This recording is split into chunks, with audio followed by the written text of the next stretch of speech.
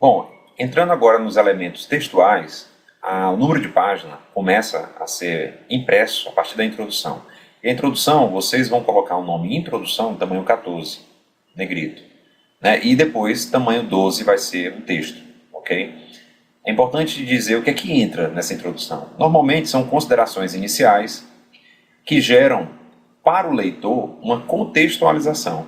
Então eles vão tratar, o indivíduo que estiver lendo o trabalho de vocês vai ter que ter uma ideia, né, de que contexto vocês estão tratando aqueles seus resultados que vocês irão apresentar. Então no caso de vocês estão considerando o quê? Um serviço de saúde de atenção primária, né, no Brasil, na região Nordeste, Fortaleza, numa área carente de Fortaleza, em um bairro, e de certa forma, fazendo essa introdução com não essas informações, mas esse contexto, significa que vocês vão ter que tratar um pouco de atenção primária, porque é o âmbito do serviço que vocês estão estudando. Não foi o NAMI, por exemplo, foi o Centro de Saúde da Família Matos Dourado. Isso significa atenção primária. Então, vale a pena fazer considerações sobre atenção primária, onde é que surgiu, fazer todo um contexto de Fortaleza, se possível. E com isso, vocês vão ter que utilizar de referências. Vocês vão ter que ir atrás de algum outro texto que aborde esse assunto, para que vocês consigam escrever alguma coisa na introdução e que vocês possam, então, referenciar também lá, na hora que estiverem escrevendo, certo? É uma apresentação, né, do trabalho, só que com contexto. Em última análise, é o contexto sobre o qual você vai apresentar algum resultado que seja interessante. Em seguida, você pode abrir um espaço para justificar o seu trabalho, né? E a justificativa, ela pode, às vezes, estar separada, em uma seção separada, né? Você começa com a palavra justificativa, ou não, ela pode estar, digamos, dentro já da introdução, mas normalmente no final da introdução, que é o que a justificativa? É a sinalização do motivo do trabalho, pode conter elementos até mais pessoais, por que vocês fizeram aquele trabalho, qual o motivo de vocês terem feito esse trabalho. Importante ressaltar o impacto que o trabalho pode trazer, né? Se for um trabalho bem feito e sobre alguma coisa importante, que impacto pode ocorrer, por exemplo, com o serviço de saúde que vocês estão estudando, né?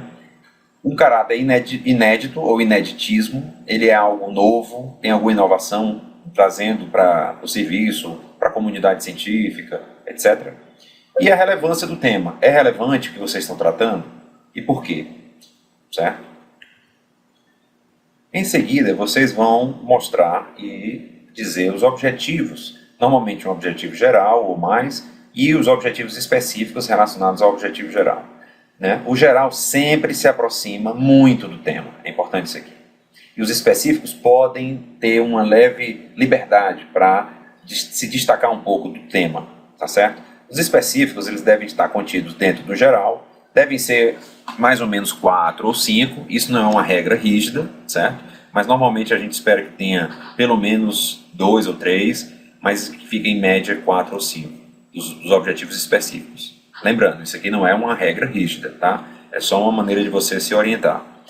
Então você tem que responder através dos seus resultados, certo? É importante isso.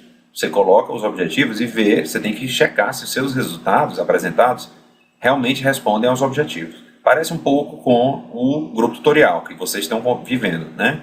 Então é importante saber se aquilo que foi dito responde aos objetivos de aprendizagem, né?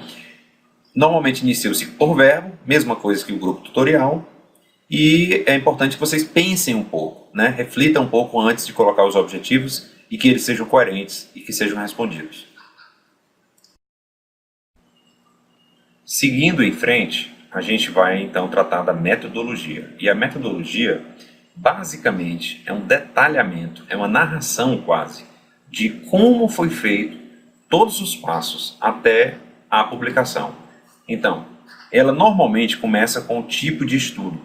E o tipo de estudo pode ser um estudo transversal, um estudo longitudinal, um estudo que, além de ser ou transversal ou longitudinal, pode ser também descritivo, exploratório, através de revisão de artigos, quer dizer, várias possibilidades de estudos, né? Nesse caso aqui de vocês, é muito provável que você vá classificar o estudo em um estudo que seja mais transversal, porque em um determinado momento do tempo ele não vai se repetir, até que eu saiba, ele não vai se repetir. Você não vai revisitar através de vários momentos ao longo do tempo, transformando ele em longitudinal. Não é esse o caso. Outra coisa, ele é uma descrição, vai ser uma descrição daqueles dados que vocês coletaram, então ele é um descritivo. Ele é exploratório, você está explorando, então tem várias possibilidades de batizar o estudo de vocês e que não são excludentes. Um dos itens que são realmente excludentes é que um estudo transversal não pode ser longitudinal. Nenhum longitudinal pode ser transversal. Ou ele é um ou ele é outro. Tá? Mas ele pode ser exploratório também, pode ser descritivo também e assim por diante. Tá? Em seguida você diz o local onde foi feito e aqui pode ser bem detalhado. Né? É em Fortaleza, que é a capital do Ceará, é um bairro, é um local é uma comunidade específica dentro de um bairro e assim por diante. Você realmente especifica de maneira bem detalhada o período que foi feito o estudo, de quando a quando foi realizado a coleta, como foi feita a coleta, o instrumento de coleta de dados, né? E depois da coleta a entrada dos dados e a análise feita com que software, como foi feito, a apresentação também, vocês utilizaram que recursos, né?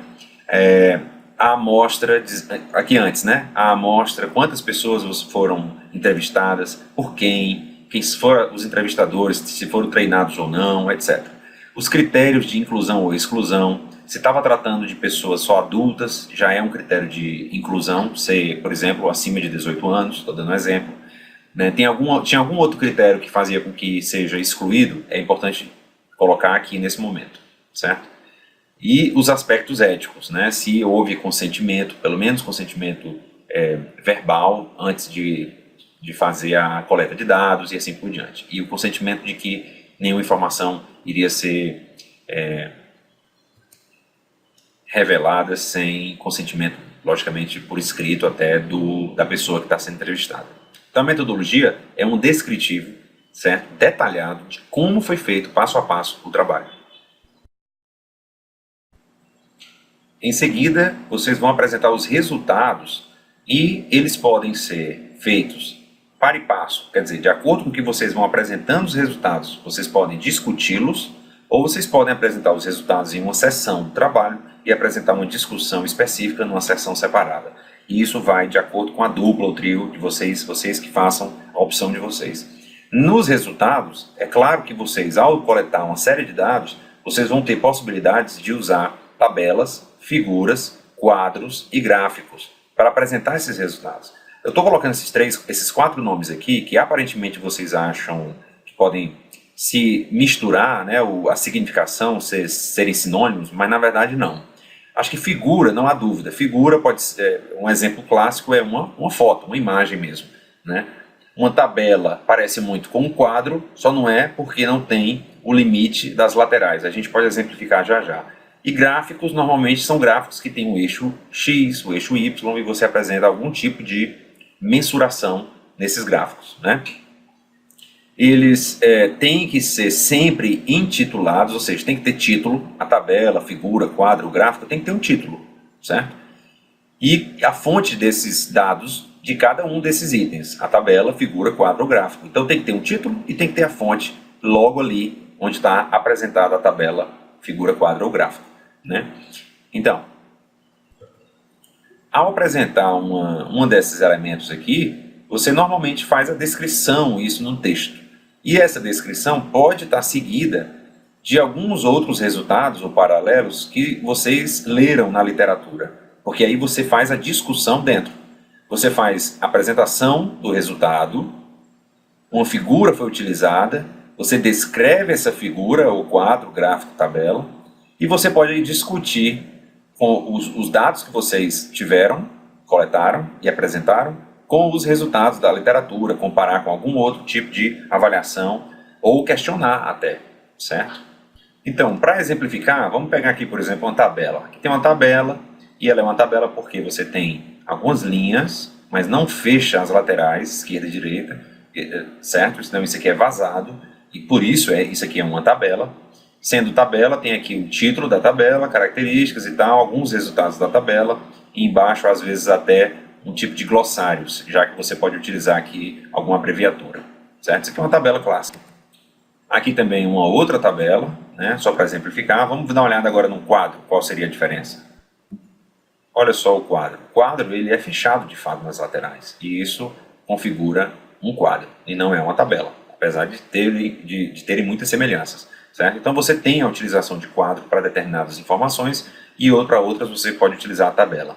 Vamos dar uma olhada agora em uma figura, por exemplo. Aqui um exemplo de uma figura, aqui o título no sentido aqui está embaixo. E isso pode ser um padrão que você possa utilizar.